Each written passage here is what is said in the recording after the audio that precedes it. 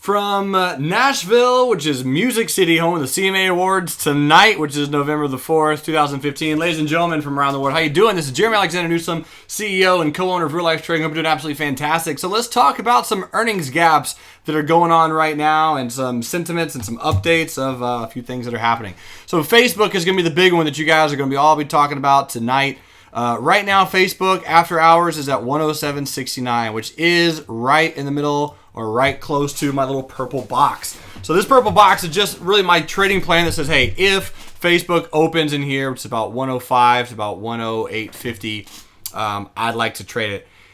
It's a white candle. It's gapping up at an all-time high. Therefore, it would be a bullish retest gap for me, which simply means I'll be waiting a few moments to see if it bounces and then trade a little bit bullish. A good friend of mine, Carrie Ann, lives down in Key West. She got herself a 108 weekly call, which she called a lotto ticket. So right now, hopefully, it opens higher for you and continues to run where that lotto ticket, that little scratch off that you bought, maybe that works out in your favor. So Facebook is not gapping down, so that was kind of my locational areas down here, like the red, this would be bearish, green, this is where it could be bullish. I don't think any of that changes overnight, but just in case, because we do have a few hours until the market opens on Thursday, I'm going to leave that alone and to kind of let that hang out.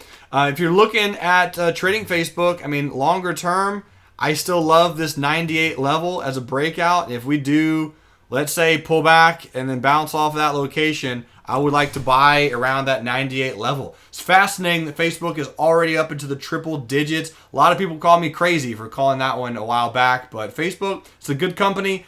If there's 1 billion people in any company or on any type of network, it's going to make a little bit of money. And Facebook did come out with some really, really good earning numbers. Let's look at Tesla, which had earnings today, and I did not trade Tesla at all today. Let's talk about why. So my trading plan was I want Tesla to open in this little purple box, which is about 232 or above. The reason I wanted to open there is because that's where the 200 simple moving average is. It opened bullish, right? It did open up because it was a bullish gap and go. It opened and pretty much in the first few minutes just took off right to resistance and hung out there all day. So if you traded it bullish in the first few minutes of the day, good for you. It was a beautiful bullish gap and go, right? Black candle gapping up into some resistance. So from here, I'm slightly bullish on Tesla. I do think it's a nice gap. It's going to have a little bit of a battleground. But once and if it can break through that 200, especially if it forms maybe a flag pattern or something, I'd be a little bit bullish on Tesla. Allen had himself a 185 weekly put sale on Tesla, so that expired worthless. Great job, Allen. Awesome move, my man. Let's go over here and look at Apple as we try to do every single market update, stock update on Apple is that it made a higher high and a higher low. Today, we came back and retested the 200 simple moving average, which was beautiful and semi-expected. You guys want to know why? White candle, gapping up. It's a bullish retest gap. All right, so expect a retest to occur, pulled into the 200 simple moving average. And tomorrow, I don't really know what's going to go on Apple, but my expectation is it probably bounces and maybe continues up a little bit higher. Our target from this swing trade right here, bullish entry at 120.71, stop at 119.25. Target is 127.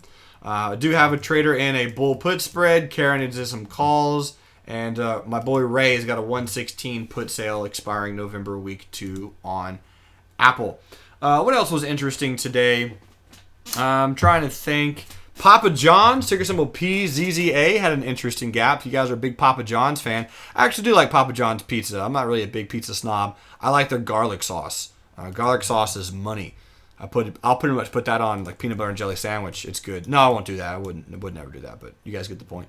Papa John's, we've been trading sideways in this 100, 200 simple moving average for a very, very long time, and today we had a gap action, bearish retest gap down. Now, the interesting thing on Papa John's is it did trade down to a support. So I'm not entirely sure what Papa John's is going to do. I will keep a close eye on it, but my thought process is pretty simple. If it closes below 57.18, I'll be a little bit more bearish than bullish. If it closes above 64, I'll be a little bit more bullish than bearish. Probably going to trade sideways in this range for a while and then break in one direction or another. And whatever direction that breaks is likely the direction that Papa John's will continue in. Let's look at some other swing trades that we're in. Juniper Networks. We're in Juniper. I still like this bullish trade if you're keeping an eye on it. It is a pretty good bullish trend. We're back to where we started, which is pretty much break even because this market's been terrible on all-time high breakouts. Got an all-time high breakout yesterday, and today we're like, nope, sorry.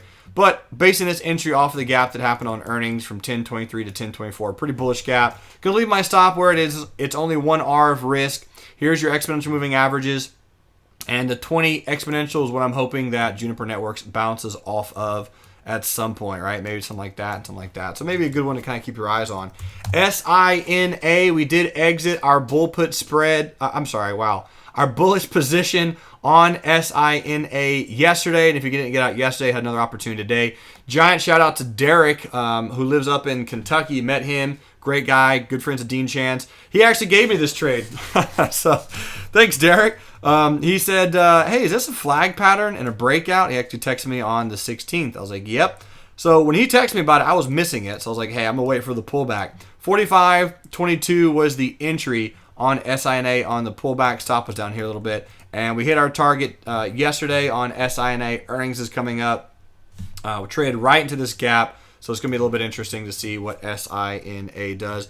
Etsy also came out with earnings a little bit bearish today. And our setup earlier this morning that Ufredo was looking at is bearish at 10.03, stop at 10.75. And we're going to see what happens with Etsy. You got a little bit of a support like this. White candle, gapping down. Etsy closed at an all-time low, bearish gap, and volume increase. Now, this market has been horrendous on breakouts, so I do anticipate losing an R on this trade.